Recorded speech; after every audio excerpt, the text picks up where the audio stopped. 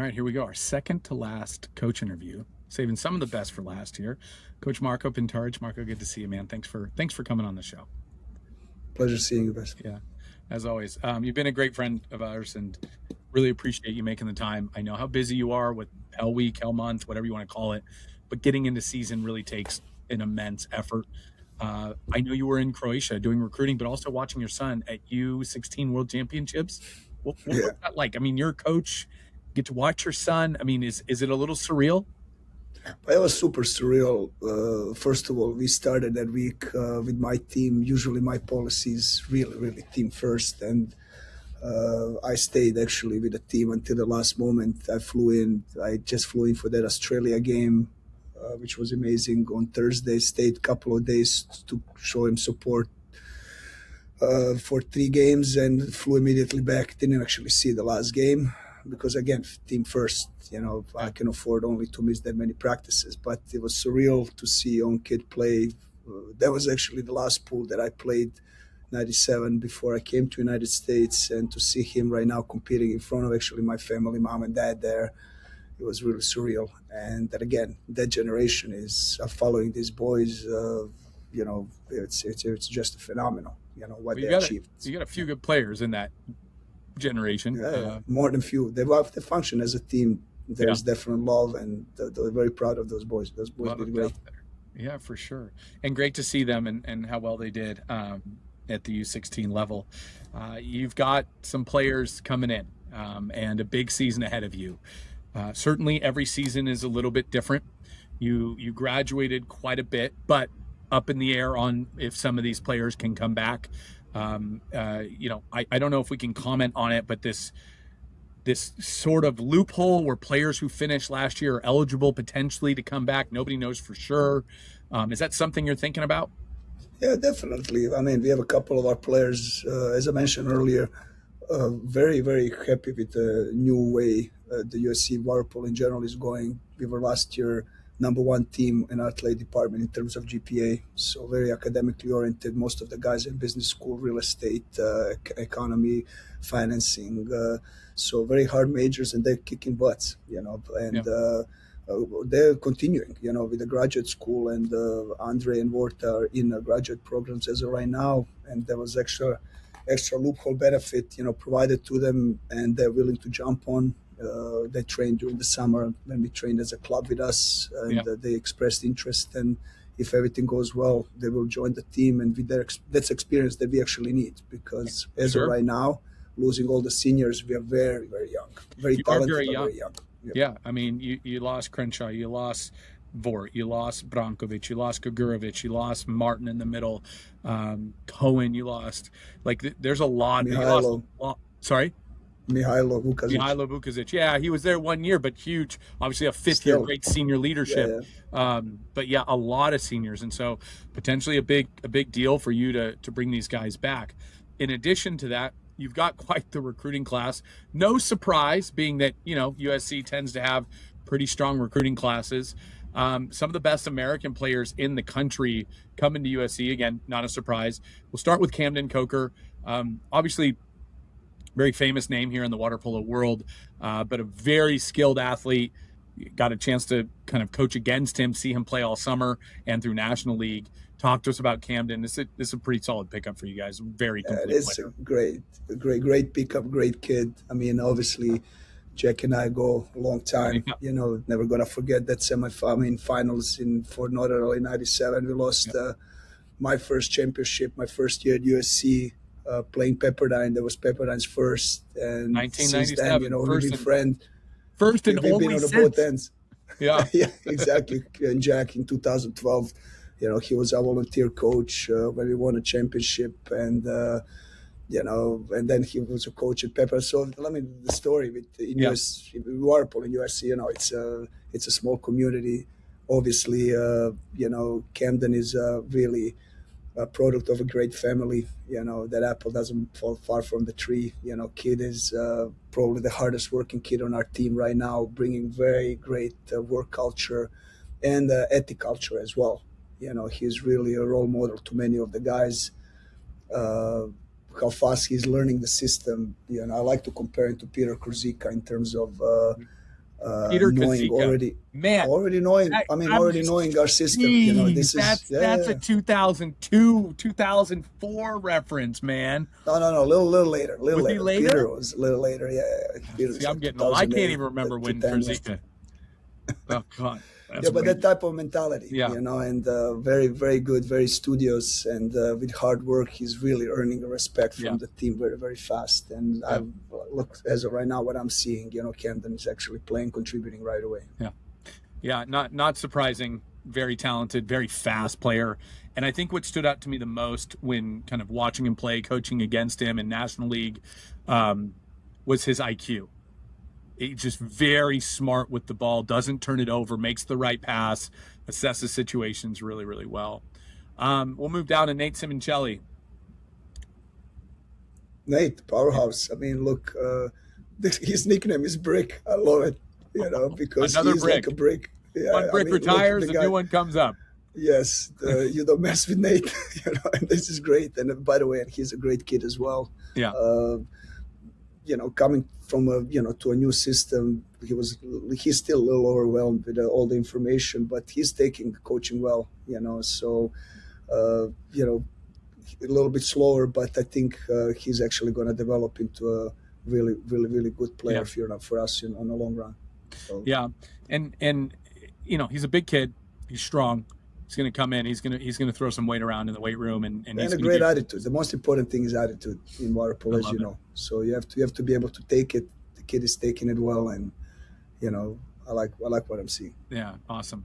Next up, Mark Angelescu, a Romanian name, but he's from Spain. He's playing in Spain, I believe, trying to get citizenship there, if I'm not wrong. Mhm. 6'6", absolute monster. We don't see a lot of guys this size in our sport that like are here in the. We don't have a lot of guys who are 6'6", that at 18 years old, 19 years old, as developed as Angelescu is. Um, I know this guy was on a lot of schools' radars. Huge pickup for you at the defender position, as we talked about. Cohen and Vukovic moving on, a position of need for you guys for sure. I'm kind of curious how you found him. How'd you get him to SD? Look, it's through international connections. He's Romanian, obviously. First, his dad actually played water polo a long time ago. I mean, actually, I know of his dad, but connections in Barcelona as well. Going to Barcelona a couple of times, with my actually USC team long time ago now. It was like 5 years ago, and then with a couple of younger groups. People talk, and you see, you recognize the talent. And look, my assistant coach, both of our really dear friends and assistant coaches of the program, Bucur families, Romanian, who are huge contributors, to really talking to Mark and his family and to make him really comfortable coming to USC. And, we operate as a family, as you know, and Yeah, I think that was one of the deciding factors as well, yeah, for Mark to come here and feel welcome. And then yeah, again, Mark is a big player. He has a lot to learn. He's young. But really important facts about Mark and actually this group of athletes is really their intelligence and just being smart human beings. yeah. So exceptional in school, and it's not only about water polo; they're really versatile in all other talents as well. Yeah, a more So holistic approach, which you personally I know have always had. That's always been a big part of you, and your philosophy. They don't. He'll learn a lot, I'm sure. It's hard to teach 6'6", 6'7". yeah, So definitely. it's a kind of a physical blessing, if you will, in that sense. AD Adrian Senchak, left-handed, Miracosta, local. Um, I've seen this guy play. This guy rips. Like this guy, you have two lefties on this in this class, dude. This guy's huge. He's huge. Yeah, I love AD. Yeah, Look, he plays on Trojan Water Polo Club. I mean, friends of that club for a long time. My kid plays there as well, so I'm following more as a parent than as a coach. And I know AD. He's the nicest kid. AD's problem, if we're gonna actually try to change, is make him a little meaner. And when he becomes a little meaner, he's gonna be a mean machine. yeah, He comes from a very enthusiastic water polo family. yeah, I love his family, constantly following him. Dad is actually Romanian descent, grew up in Hungary. Follows Hungarian water polo as well. So this is a kid that loves water polo. He follows water polo. He lives and breathes water polo. I just learned actually right now that I'm spending time with him how much kid wants it and loves Yeah. it. And then he has a couple of really minor twitches to fix to really to jump to that level to become really an elite D1 player. What you can't teach in water polo is your arm flexibility Yeah, and your dexterity of your shooting, and this shoulder, kid like has Jacob it. Merchep. How Merchep It used to bring reminds the me, ball like this kid can bring negative the ball degrees back behind as with it. far as Jacob, and once we fix his legs a little, make him quicker, he's going to be scary. He's going to Yeah. be good. Yeah, amazing. I'll call out this recruiting class, obviously great. Big part of that, Will Grant. And I think it was publicized a while back. I think most people know, but for those of you who don't know, Will Grant left Santa Clara. Um, he was a big part of that Santa Clara surge last year and what they've done there, which has really leveled up that game. And you brought him over to USC. Big step up for him, going to an MPSF top 4 team. He's been a huge part of this for you. Do you want to kind of elaborate a little on that for him? Oh yeah, I mean definitely. Well, I'll be talking to Will. What I like about people that I'm surrounding myself with, they're great people. Uh, when Ivan, left, after really being a great coach for us and taking over Santa Margarita, I'm surrounded with people that would sacrifice them leaving just to stay with us, where we had to actually push them away and be like, you have to think about your family, to go. So when Ivan left, that position was vacant, and we had opportunity actually to get in a contact. And the first thing actually that Will did was really respecting his coach, respecting program, and he wanted to finish his season. And this speaks volume of the people that you surround with. Yeah. Unselfish, not doing things, for the team first. And uh, it's I love that with people. Again, he works hard. He's willing to learn. He's learning the system, but most importantly, he's touch with the recruits and managerial touch is great that this program needed, and he's taken on a big role of being director of recruiting for us and actually improving our alumni relationship. With sending the letters out and trying to improve the program. So again, great Yeah. pickup and a great guy. Yeah, great. He's been a great recruiter, one of the better recruiters in the country for what it's worth. Um, and cool to see him come over to USC as though you needed more recruiting help as the Trojans continue to march on. Tyler Anderson, a left-handed center, played U18 this last summer, part of that team. Was a very good, obviously, player in high school. Played for a couple of different high schools. It's a big. You're backfilling a lefty center in Jack Martin.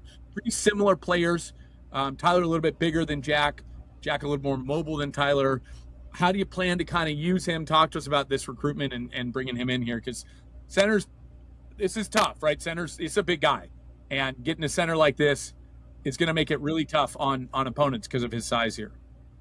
Yeah, I'm very excited with Tyler, and kid is working hard. He's proving people constantly. That he's better than people think he is. That's what I love about him. And he had a great summer. What he did with the U18 team, it was incredible. It was almost impossible to guard him. I watched almost every game for other teams for recruiting purposes, and the way he progressed, it's really amazing.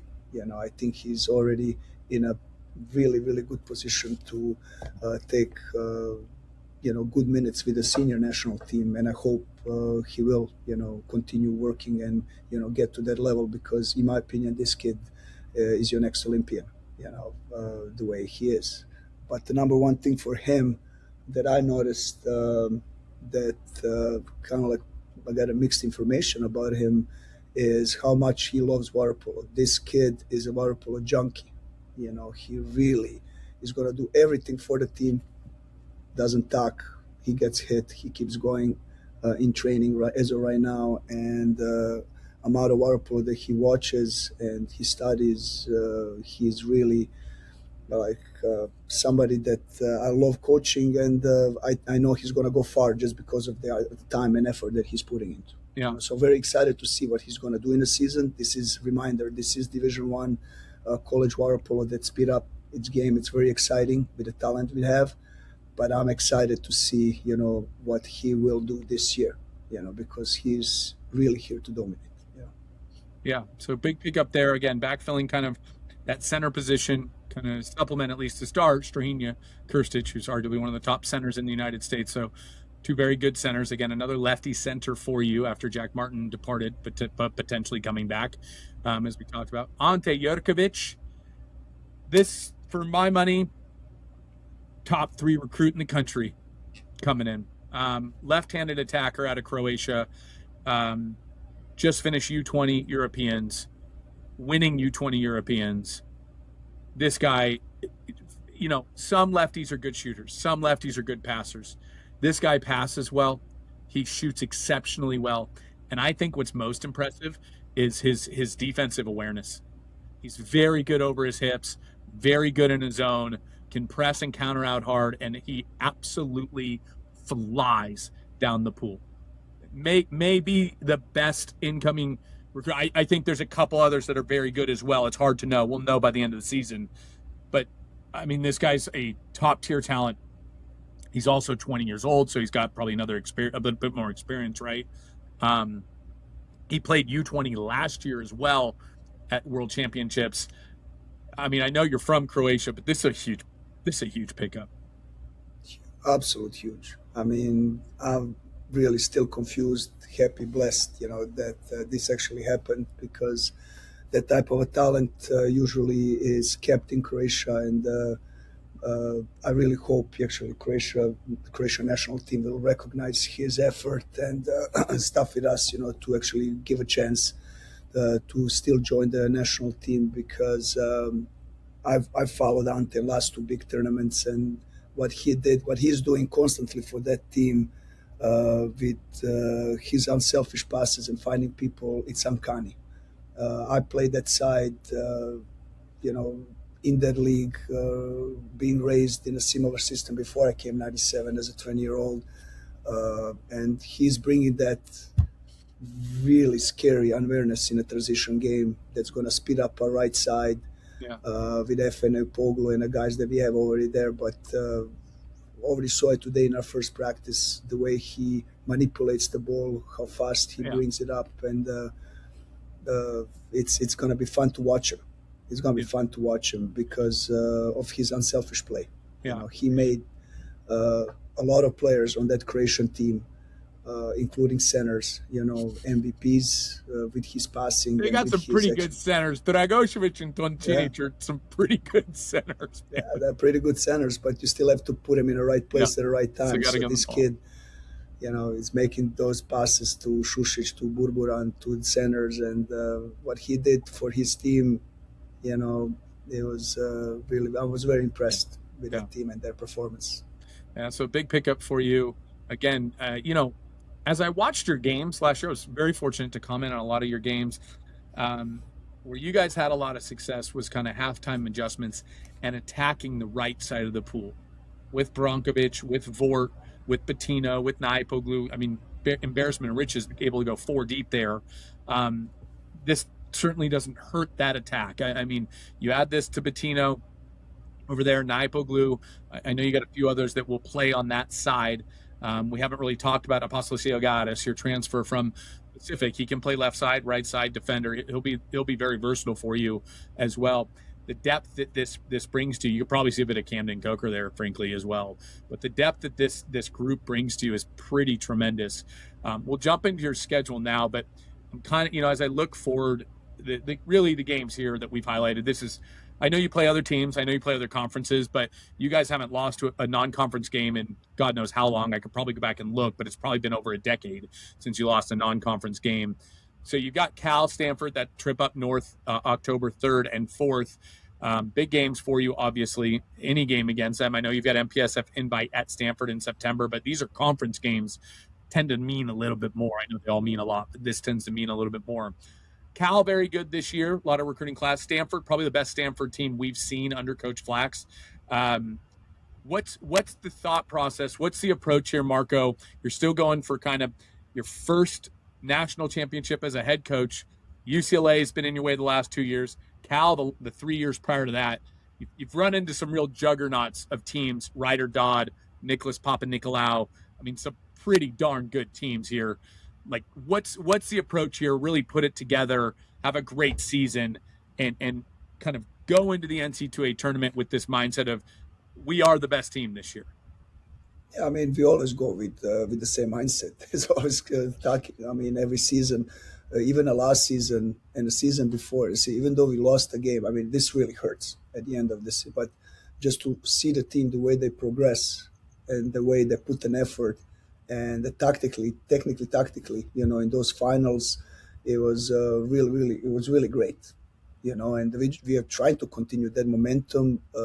Can't wait to actually see for each of these respective teams, how will they utilize their new rosters as well, Mm-hmm. and to learn about them. This is going to be very, very interesting, and we will see that pretty soon, pretty fast. By MPSF invite end of September, we will pretty much know a greater picture of who's playing where, in what positions, who shifted to what side, how we're utilizing the new recruits, as you mentioned, because all three teams, brought some really exciting new games, new names, and new transfers. And yeah, it's going to be a great season, like every other season. Just Yeah, going to repeat. yeah, I never had a chance to leave USC since '97, and the way here this school is approaching every year, given chance, to compete, it's a blessing, and we are taking the same exact approach. yeah. Very studious. To try to do your job, to prepare for the opponent, and to try to come up with the best plan to make the tournament, which is an art. It's very, very hard to make NCAA's, and to finally win it. Actually, you bring up a pretty good point that you just said there. To make the NC2As, which is an art. In 2024, you guys won the NC2A tournament. In 2025, or I'm sorry, you won the MPSF tournament. MPSF. MPSF. And you were kind of on the outside looking in. It was you and Cal a little bit. You'd lost a game to Stanford in 2024.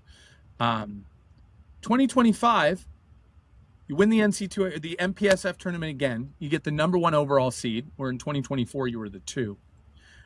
What is it that USC does that you guys really do peak at the MPSF tournament? But it's like accumulation of the regular season. As I said, people finally step into their roles. They, really click into their roles such a way that they really feel they're the best at the end of the season. And even if you look at the NCAA performances, they're really peaking. They're not dropping down. It's we never actually dropped again NCAA because the game is, we were always there until the last second, or uh, we were in a big lead and we lost it. It was kind of like a more mental that we're still working on it to get over that hump. But it's not just an MPSF. It's really that end of the season that really team find their way, find their thing to play their best water polo at the end. Yeah. So I'm all the way back to 2022. You won 2022, 2023, 2024, 2025. You seem to have this formula where maybe we lost a game here or there, but we're going to win the MPSF tournament, guarantee ourselves a spot in the NC2A. NC2A rolls around, and you're in the finals. What, the last 3-4 years? I feel like. Yeah. I mean, the last I don't know. I think since I'm a Definitely head the coach, last I've been 3. out of a final. I think 2 times. I think 4 or 5 times. I mean, to be honest, I don't keep tabs. Every season is the same, so Yeah, I'm here to win it. So yeah. No, I hear you. yeah, You beat UCLA, and let's see. I'm looking at 2022 here. You beat UCLA, lost to Cal in 22, and you're. I guess my question is, what is the difference between winning the MPSF tournament and winning the NC2A tournament? Because it's the same teams. Basically, you're playing in the it's the semifinal. same thing, and to some sense, sometimes depending on the non-conference teams, it's even harder to win a conference. The thing is, in our mind, even in our team's mind, like winning NCAA obviously has a bigger weight. Everybody probably has it.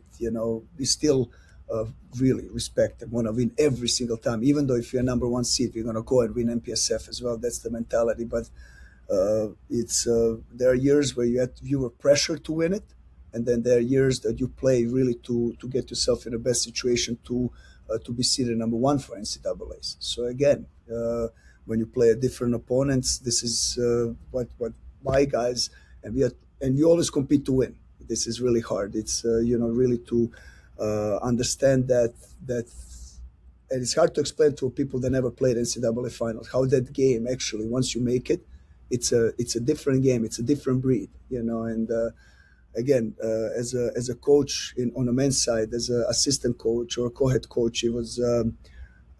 I know I kind of like understand the formula, and I'm still trying to communicate that to the guys with experience. For them, to understand and to get it over hump. I really thought last year we did everything right, and the guys really did everything right, and it was just a lot of stuff, that happened in the last couple of seconds that unfortunately didn't go our way. Yeah.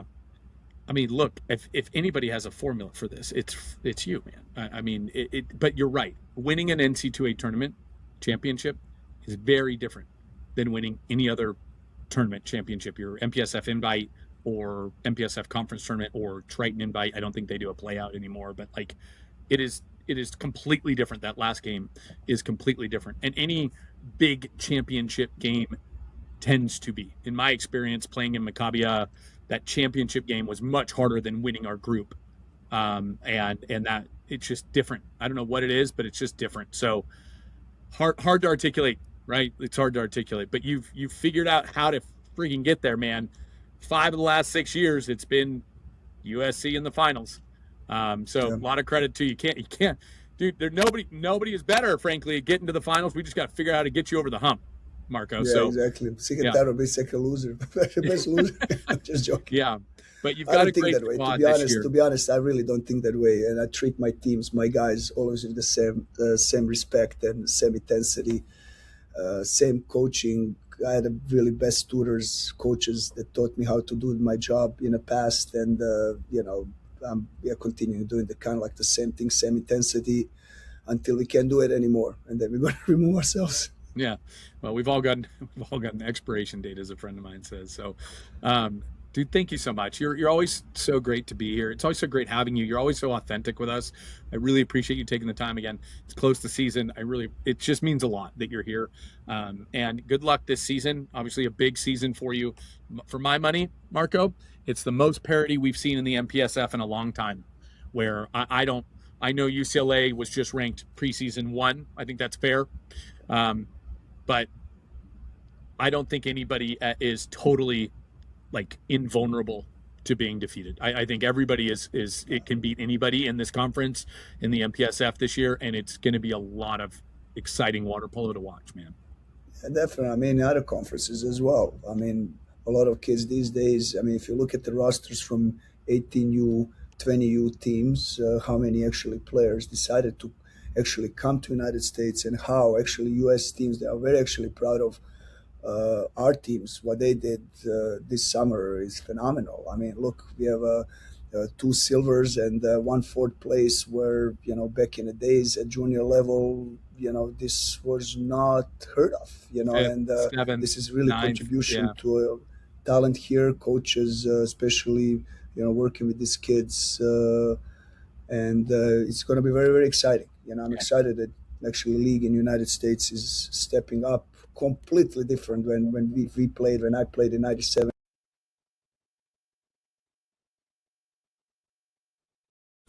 Yeah, and again, difference. I mean, it's a huge difference. This is a strong league right now. It is a little junior because of age limitation, but with the talent, domestic and international, we really do have a fine product to offer for viewers, and very excited about it. Yeah, very much so. So very cool, man. Thank you again, and we'll see you on the pool deck pretty soon here.